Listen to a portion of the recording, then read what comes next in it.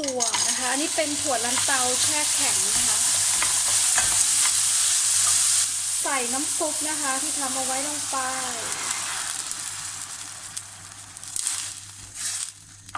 ต้องกะให้ถูกนะ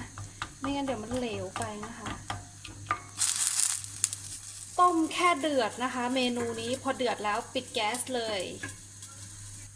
น้ำมันมะกอกนะคะนิดเดียวเราจะมาคั่วไก่ของเรานะคะ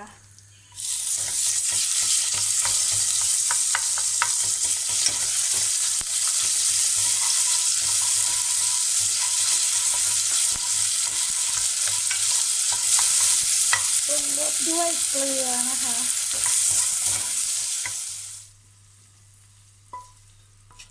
คราวนี้นะคะจะมาหั่นขนมปัง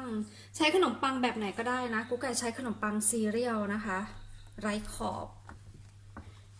เป็นขนมปังแผ่นธรรมดา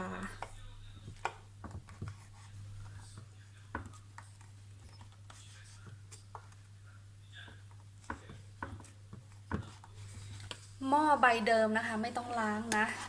ใส่เนยลงไป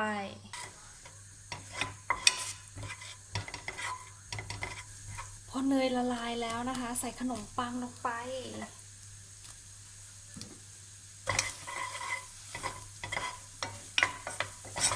ขนมปังเริ่มเหลืองๆแล้วคนห้ามหยุดนะคะเดี๋ยวไหม้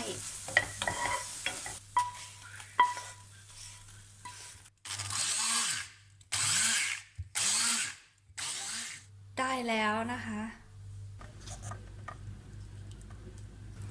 แล้วก็โรยพาเมซานชีสขูดลงไป